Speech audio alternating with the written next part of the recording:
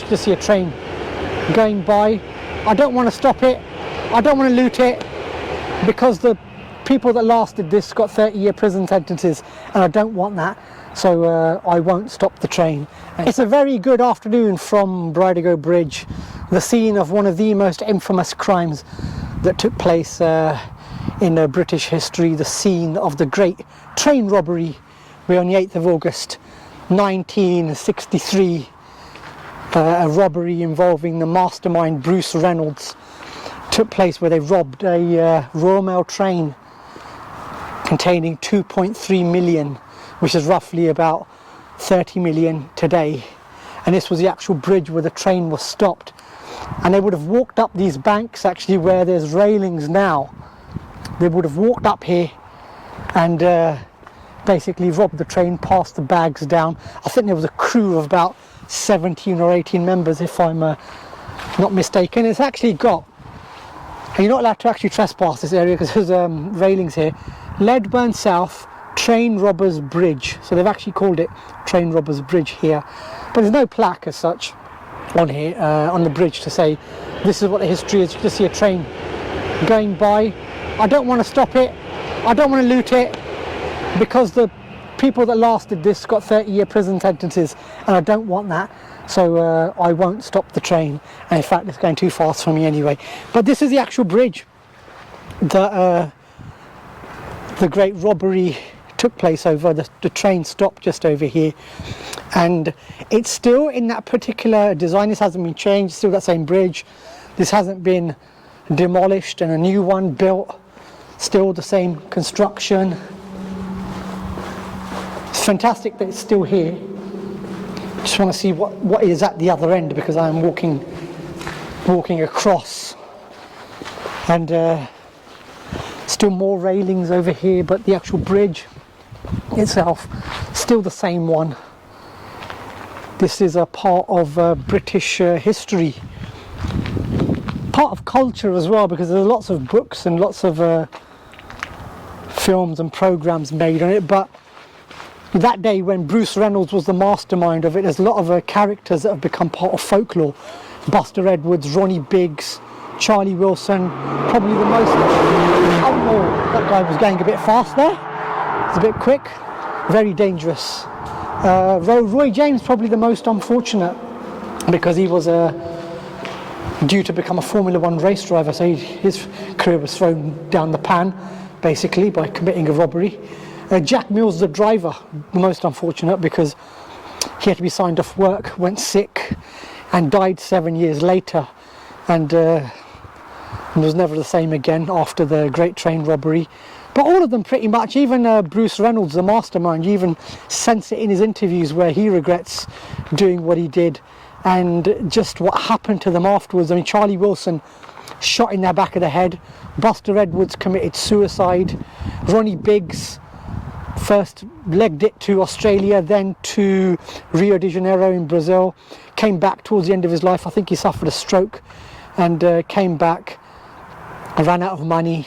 So pretty much it was misery all round for the robbers.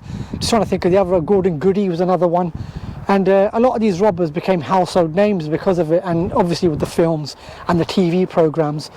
Buster by Phil Collins, that was about Buster Edwards, featured the Great Train Robbery, another train going by, a bit of a slower one this time, but I'm not going to stop this. Even then, I'm not going to stop this.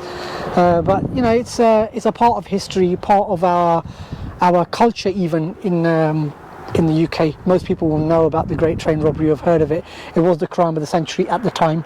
2.3 million, about 30 million in today's money. But let's move on now to where the robbers' hideout was. And I've managed to teleport approximately 28 miles away to the Leatherslade farm, which is where the robbers hid out. Now, the actual farmhouse that they stayed in, where they hid out, has been demolished. It was demolished a few years ago, but this was the actual location. The farmhouse was here. The farm is still here, Leatherslade Farm. There's an actual walkway that leads up now towards this way, and this was the actual location where the farmhouse was, and where those robbers hid out. amazing history here in Leatherslade farm. You can still see that the farm is still in operation, and there's cows there, but this is the actual location of the farm.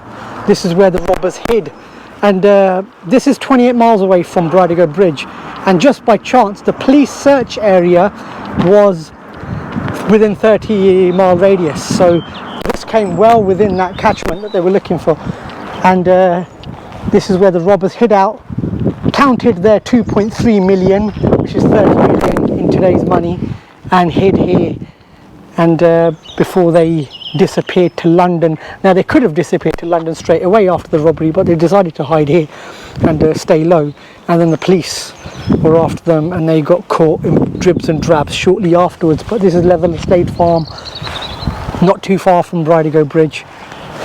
Amazing history there, amazing history associated with this area, as well as UK history, English history I suppose. Amazing stuff that happened here. Like I say, it's a sad story as well for many of those that were involved in it, the way their lives ended, what happened to them. It just shows that crime does not pay, as the saying goes. And one thing that I will say is that I've done a few videos actually on the craze, and also now on the Great Train Robbery, is that I'm not trying to glorify any of these people. They are part of culture, but one of the YouTube channels that I regularly watch, Michael Francis, who was a captain in the Colombo crime family in New York, he always says it as well, that life causes nothing but pain and misery to those that surround it. And I'll say the same thing, the misery that it caused not only the robbers, but the driver, the family of the driver, the family of the robbers. They were the victims in all of this, but it is a part of our history, is a part of folklore as well. There's a lot of books on this, a lot of TV documentaries, a lot of TV programs like that 2-part Netflix series. I think that might also be on I think the BBC showed it as well. So do research on this, do read up on this story that took place at Bridego Bridge and Leatherslade farm. But from Leatherslade farm, it's goodbye.